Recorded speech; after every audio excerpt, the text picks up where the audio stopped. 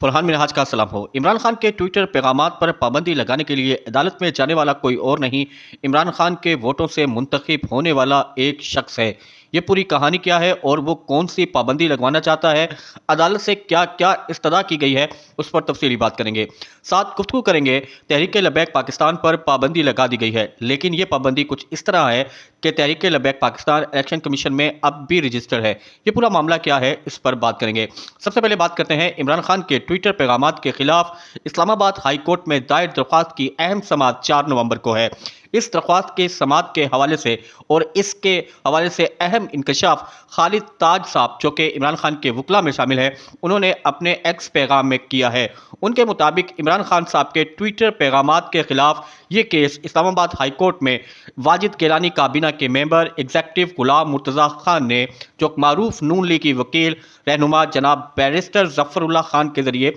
दायर किया है। खालिद ताज ने इंकशाफ किया है कि इस्लामाबाद हाई कोर्ट बार के सदर वाजिद गिलानी, जो कि इमरान खान की हिमायत से इस्लामाबाद हाई कोर्ट बार के सदर बने थे,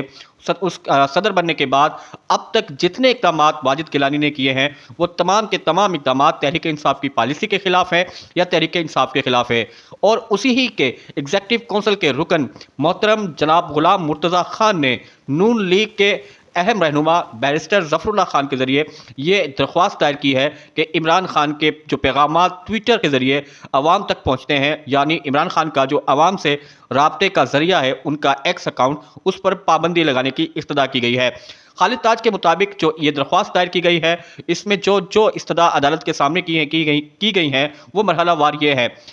बैरिस्टर गुलाम मुर्तज़ा खान ने बैरिस्टर जफरुल्लाह खान के जरिए दायर दरख्वास्त में इस्तदा की है। इमरान खान के ट्वीट्स गैर कानूनी होने का ऐलान किया गया है उस एप्लीकेशन में, दरख्वास्त में, और कहा गया है कि जेल में मौजूद इमरान खान के अकाउंट से शाया होने वाले ट्वीट्स गैर कानूनी, गैर आइनी और पाकिस्तान के कावानीन के खिलाफ है। बैरिस्टर जफरुल्लाह खान की जो वकील हैं गुलाम मुर्तज़ा खान की जानिब से, उन्होंने दावा किया है अपनी दरख्वास्त में कि इमरान खान के जो अकाउंट से ट्वीट्स होते हैं वो पाकिस्तान के कानून के खिलाफ हैं, पाकिस्तान के आइन के खिलाफ हैं और पाकिस्तान के कवानीन की खुली खिलाफ वर्जी है। साइबर क्राइम एजेंसी और टेलीकॉम अथॉरिटी को इस एप्लीकेशन में इस्तदा की गई है कि वो फौरी तौर पर उन अफराद की टीमों का शनाख्त करे और तहकीक करे और उन्हें रोके जो इमरान खान के अकाउंट चलाते हैं। यानी इस दरख्वास्त में इमरान खान के ट्विटर हैंडल्स को रोकने की इस्तदा की गई है। और साथ ही पीटीए को भी हिदायत जारी की गई है इस एप्लीकेशन के जरिए कि इस्तदा की गई है कि पीटीए को यह हिदायत जारी की जाए कि वो मज़कूरा अकाउंट से अपलोड किए गए तमाम ट्वीट्स को ब्लॉक कर दे या हटा दे। और साथ ही इसी एप्लीकेशन में जो इमरान खान के ट्विटर पैगामात पर पाबंदी लगाने के हवाले से दायर की गई है, ये इस्तदा की गई है कि जेल सुप्रीडेंट को हिदायत की जाए कि वो जेल के कवायद और ज़वाबित की सख्ती से पाबंदी को यकीनी बनाए ताकि कोई भी कैदी गैर कानूनी तौर पर सोशल मीडिया अकाउंट्स ना चला सके। इसी एप्लीकेशन में एक अहम जो इस्तदा अदालत से की गई है वो ये है कि इमरान अहमद खान नियाजी को बराह रास्त हिदायत की जाए कि वो इस गैर कानूनी और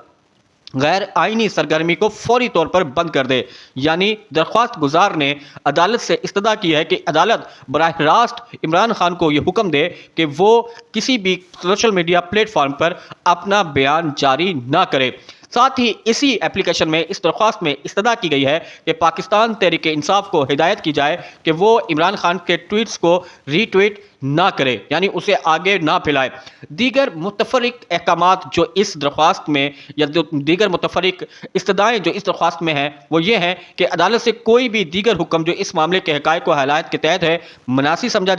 समझा जाए और उसे जारी किया जाए। ये दरख्वास्त महज कानूनी कार्रवाई नहीं बल्कि एक सियासी इंतकाम है। पहले ही इमरान खान को बुनियादी इंसानी हकूक़ से महरूम रखा गया है, उनकी तिब्बी इलाज तक रसाई नहीं है, ख़ानदान और वकला से मुलाकात पर पाबंदी है, और ये सब पाकिस्तान का आर्टिकल 9 जो और आर्टिकल 10 जो ज़िंदगी और आज़ादी, आर्टिकल 10 मुस्तफ़ाना समात, आर्टिकल 14 इज़्ज़त इंसानी यानी इंसान की इज़्ज़त की जो रखवाली करते हैं उनकी सरासर खुली खुलावर्जी हैं। जो ये 4-5 इस्तदाएँ की गई हैं, साफ नज़र आता है कि हुकूमत और ताकतवर हल्के इमरान खान का पैगाम जो सोशल मीडिया के ज़रिए आवाम तक पहुँच रहा है और मुख्तलिफ इशूज़ पर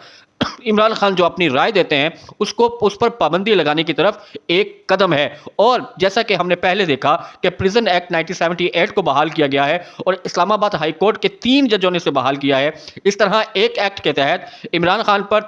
جیل کے اندر سیاسی گفتگو پر پابندی لگائی گئی ہے۔ جیل سے باہر عمران خان کے اہل خانہ، وکلاء اور ساتھیوں کو سیاسی گفتگو پر پابندی لگائی گئی ہے۔ تو دوسری طرف اس درخواست کے ذریعے جسے جسٹس ارباب محمد طاہر سن رہے ہیں اور 4 نومبر کو اس کی اہم سماعت ہے، عمران خان کے عوام کے سے رابطے کا ایک ذریعہ جو سوشل میڈیا اکاؤنٹ ہے اسے ختم کرنے کی کوشش کی جا رہی ہے۔ عمران خان کے ساتھ ملاقات کے حوالے سے جب بھی کوئی ان کی فیملی ممبران، وکلاء یا احباب جو ایک دن پہلے اپنی ایک درخواست دیتے ہیں جیل مینیو کے مطابق، لیکن اس کے دوسرے دن ایک تماشا لگایا جاتا ہے، انہیں اڈیالہ جیل ملاقات کرنے نہیں دی جاتی۔ اب تک یہ بندوبست کیا جا رہا ہے، کوشش کی جا رہی ہے کہ عمران خان کا پیغام عوام تک روکنے کے لیے ہر اقدام کیا جائے، اور یہ درخواست جو عمران خان کے ٹویٹر پر پیغام پر پابندی کے لیے دائر کی گئی ہے، اس کا مقصد بھی یہی ہے۔ اگلی خبر پہ چلتے ہیں۔ تحریک لبیک پاکستان، اس پر پابندی لگا دی گئی ہے۔ تحریک لبیک پاکستان پر پابندی اس طرح لگائی گئی ہے جسے ہم کہہ سکتے ہیں کہ تحریک لبیک پاکستان کو ہائی فرائی کیا گیا ہے۔ آج مختلف میڈیا آؤٹلیٹس پر شائع خبر کے مطابق وفاقی وزیر داخلہ نے تحریک لبیک پاکستان پر انسداد دہشت گردی ایکٹ کے تحت پابندی عائد کی ہے۔ تاہم پابندی کے باوجود Tehreek Labbaik Pakistan election commission of Pakistan کی سیاسی جماعتوں کی فہرست میں بدستور شامل ہے۔ یعنی جو پابندی لگائی گئی ہے تحریک لبیک پاکستان پر، وہ انسداد دہشت گردی ایکٹ کی شق 11B ذیلی شق 1 کے تحت لگائی گئی ہے۔ اس شق کے تحت تحریک لبیک پاکستان کا حمایت یافتہ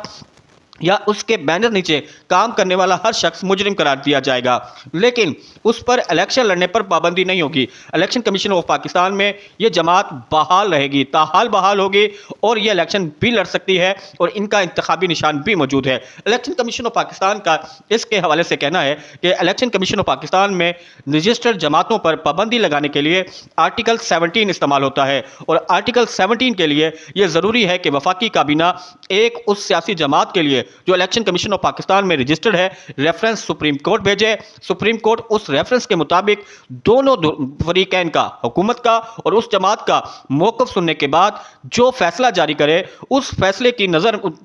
کے تناظر میں الیکشن کمیشن آف پاکستان کسی سیاسی جماعت پر پابندی لگاتا ہے۔ اب سوال یہ پیدا ہوتا ہے کہ وفاقی حکومت نے تحریک لبیک کے خلاف آپریشن کیا، ان کے رہنماؤں کے بارے میں کوئی خبر نہیں ہے، کارکنان گرفتار ہیں، پورے پاکستان میں ان کے خلاف ایک زبردست آپریشن جاری ہے۔ پنجاب حکومت کی جانب سے ایک مراسلہ وفاقی حکومت کو لکھا گیا، وزارت داخلہ نے اس مراسلے کو فیڈرل کیبنٹ میں پیش کیا۔ فیڈرل کیبنٹ نے انسداد دہشت گردی ایکٹ کی شق 11B ذیلی شق 1B کے تحت اسے کالعدم قرار دے دیا، لیکن آرٹیکل 17 کے مطابق اس کی جو ایک ریکوائرمنٹ ہے الیکشن کمیشن آف پاکستان میں کالعدم قرار دینے کی یا اس کو رجسٹریشن ختم کرنے کی، اس کو استعمال نہیں کیا گیا اور نہ ہی ریفرنس سپریم کورٹ میں بھیجا گیا۔ اس کے حوالے سے مختلف لوگوں کی یہ رائے ہے کہ تحریک لبیک پاکستان کا ایک بڑا ووٹ بینک ہے۔ 2024 کے الیکشن میں تحریک لبیک پاکستان پورے پنجاب میں تیسرے نمبر پہ بڑی جماعت تھی جس نے ووٹ حاصل کیا۔ پہلے نمبر پہ جسے وہ فارم 47 کے مطابق مسلم لیگ نون کو بنایا گیا تھا، دوسرے نمبر پہ تحریک انصاف تھی، اور تیسرے نمبر پر تحریک لبیک پاکستان۔ اتنا بڑا ووٹ بینک تحریک لبیک پاکستان کا، یہ مین ایشو ہے، مین معاملہ ہے مسلم لیگ نون کے لیے، جس کی وجہ سے تحریک لبیک پاکستان کو الیکشن کمیشن آف پاکستان میں کالعدم قرار دینے کے لیے آرٹیکل 17 کی کارروائی نہیں کی گئی، بلکہ انسداد دہشت گردی ایکٹ کی شق 11B اور A کو استعمال کیا گیا ہے۔ اب سوال یہ پیدا ہوتا ہے، مسلم لیگ نون یہ سمجھتی ہے کہ اگر تحریک لبیک پاکستان کو مکمل ختم کر دیا جائے گا، الیکشن کے سے آؤٹ کر دیا جائے گا، وہ جو تیسرے نمبر پہ بڑا ووٹ بینک ہے، وہ ووٹ بینک کدھر جائے گا؟ وہ بادی النظر میں